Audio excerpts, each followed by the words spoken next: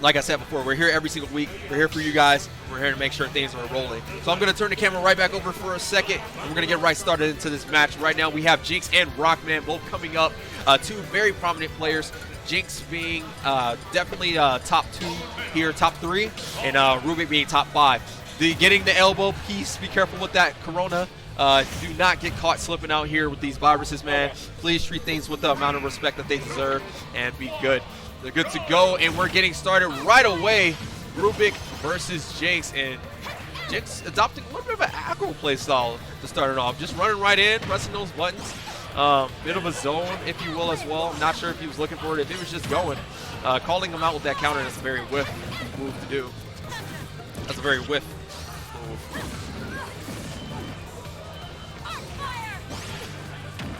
Excellent work. Not somewhere you want to be. Normal get up, almost getting sniped.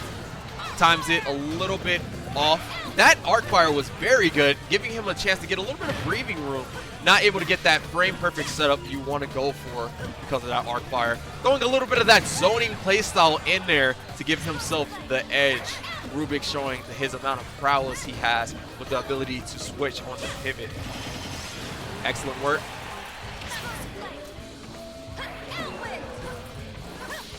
Excellent work coming out from the side. That was a very whiff punish.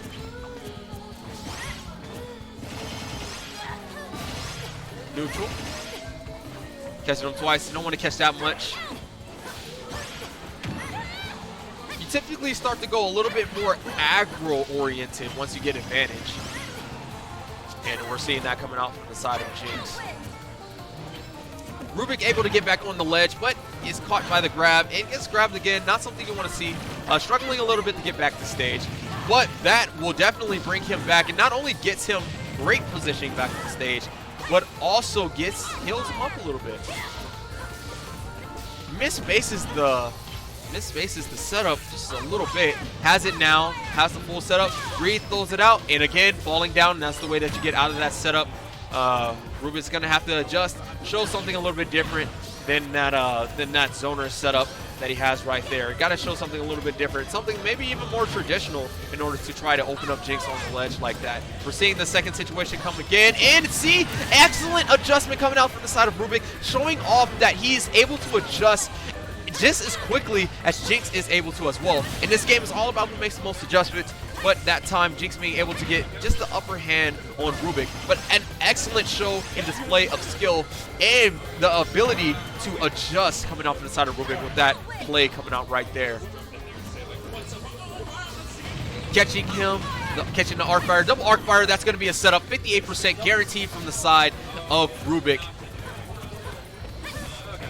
No up air coming out from the side. Excellent work. Catching him. Dash attack, and that's going to be a zoning move coming out from the side. More of a zoning oriented. That's a whiff oriented. We're going to see Jynx shifting over to zoning, but as he decides to shift over to zoning, Rubik make that shift to zoning just a little bit faster. As a result, Rubik getting the hit, leaving Jynx off stage, but now sitting at 100%. This is very scary for both players at the same time. A little less scary for did not get the B reverse, and it's going to get punished. That's going to be a whiff punish on that zoning attempt. Too bad for you. We're going to give our players a chance to shift it over for a split second.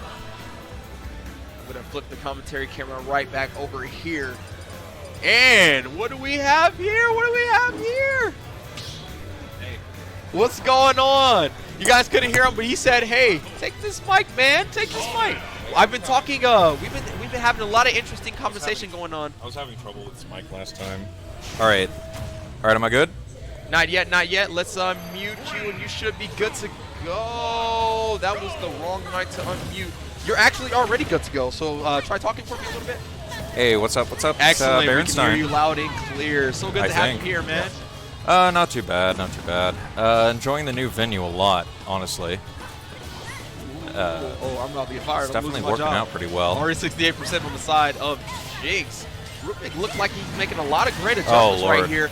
Not going to the zoning setup, made the adjustment to go more so for a whip type of mindset. And because that whiff and that showed to pay off, that adjustment was well done by Rubik and was able to clean up that stock, only taking 60%. Wow, as he gets what a spiked. spike. Going for what an aggro switch coming out from the side of Jynx. The normal whip-oriented playstyle, switching quickly to aggro and cleaning up that stock. Excellent adjustment. Robin has a fairly vulnerable recovery, so she can eat a spike or two. Very, Robin encourages the aggro playstyle more than others with that recovery, so to speak. Oh, positively, because just because of how her frame data and how many hitboxes she can throw out at once, she just has a lot of follow-up potential, and you see that a lot in Jynx's playstyle. Okay. If he goes in, he's in. He's not going to be coming out of that for a while. He loves to do a bunch of Nair chains. Usually goes for a forward air mix-up. Just change it up. But we're in this disadvantaged state here. Jynx is just trying to find his footing, get back onto the center stage. He was able to make it back, though. Oh, wow. That was a very close start fire. Now we're going to have a bit of an advantage state coming out from the side of Jynx. Playing very, very whiff heavy. That is his playstyle. Jynx is at his best when he's sitting back, waiting for his opponent to do something so he can get that clean whiff punish. And going to the zoning mindset, deciding not to go off stage, and instead opting to get stage control. Oh, wow. And then calling out that neutral get up. Yep, excellent work coming out from the side of Jynx. All whiff playstyle, baby. That's how we do it. And yeah, we have a that is 0-0 going to get from the punished. side. Jynx is actually up one game. Not updating that entirely. So the win box is actually going to come to bite Jynx in the front right there. Not able to get that punish. But going back to the side of Rubik, excellent work coming out from the side of Rubik right there. That was a very aggro playstyle right there. Going for the setup. Man, you can tell Jynx is threading the needle with his recoveries now. Right. Robin.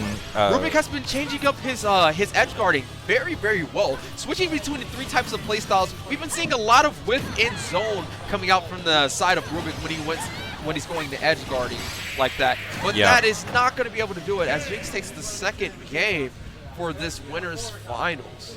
And I believe this is going to be it's going to be a best of 5.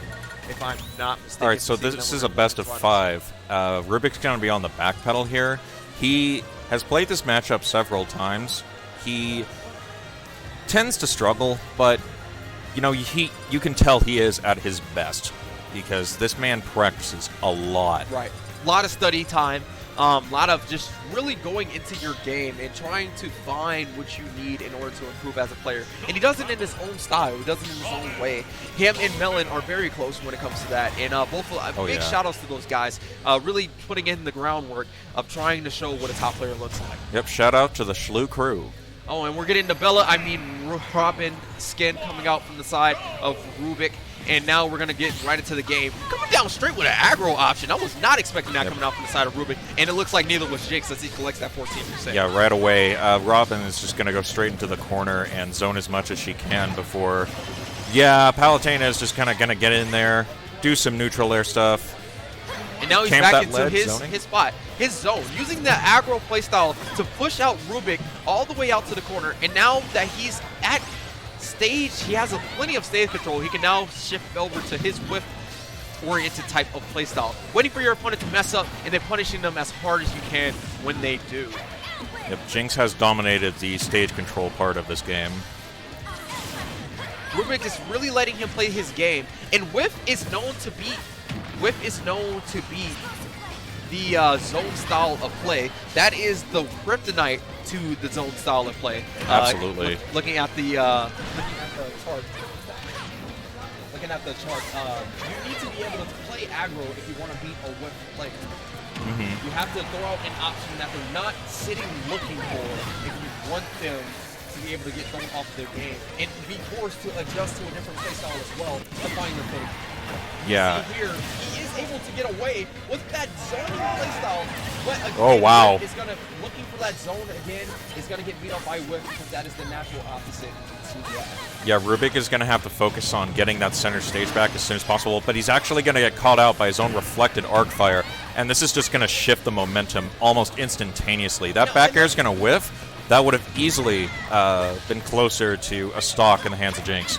He has not taken any damage in this part of the game so far. I do like the adjustments that Rubik has been making. He's still trying to zone as much as he can, but he is moving more to an aggro style of zoning, which is an interesting way to say. Yeah, it looks like Rubik is starting to understand the game that Jynx is playing. He needs to start throwing things out and getting Jynx off of his game. Because that character does have a sword. It's just he likes to save it for his follow-ups is the thing, and yeah. So that aggro playstyle is now showing the promise. Rubik is now making the necessary adjustments and has caught. Oh, here comes the frame trap. Oh, whoa, wow! A setup. Excellent frame trap setup. Single option except fall off. You cannot jump because of the throw-off. You cannot roll because it is not invincible anymore. God damn it, you couldn't dash attack because the book was there to punish that. Excellent setup coming out from the side of Rubik. And it aggro's kind of shift, showing a different setup that he has not used yet in this set against Jynx. Absolutely. And we're seeing it pay off. And we're seeing the fruits of all that training and all of this labor that he's putting in the background. Now it's time for Jynx to adjust. It's time for Jynx to recognize that he's playing the aggro type of playstyle and either shift to zoning to stop the aggro, or he needs to make some type of adjustment, and he needs to make it. Yeah. Now, understand that Rubik is still at a bit of a backpedal, but you can see him doing cheeky stuff like grinding for the Nosferatu book. I want him thinking about the game that he's on. I want him thinking about the game that he's playing. Yep, he's definitely not playing the same game as Jynx right now, but now it's more or less just Jynx trying to adapt to what Robin is going to do. Now you don't know what he's trying to do. Is he going to go back to the zone? Oh, he has that broken Levin sword, I believe. Oh, wait. Oh, the explosive flame just a little too early. Able to adjust and take full advantage of the situation. Oh, and that forward smash. Missing the grab narrowly and catching the back air. Now tying it almost back up. Over 50%. Somewhere you do not want to be on your last stock game stock. So, with that being the case, we're going to have to see those adjustments that Rubik made, and we're going to have to see if he's truly locked down the art of switching between the playstyles as masterfully as he's shown in that second stock for him. That second stock was extremely good on the side of Rubik, not only catching up, but snatching the lead for quite some time like that. Yeah, you can see that that Robin has a fully charged Thoron, so now Jynx is just going to focus on being incredibly oppressive because he knows that he's going to want to try to incorporate that just like that. He tried to throw it out, but he got gimped, punished. So now he's going to just get fished out from the top. The only thing I don't like about that interaction right there is I would have liked to see him save it a little more. When you have that available and your opponent is aware of the option that you have available like that, you always want to try to adjust in a way that allows your opponent to let it do work for you. Even though you have it, you don't have to use it, you know? And I just feel like right there, he pulled the trigger on it a little too quickly, and it cost him the match. Yeah.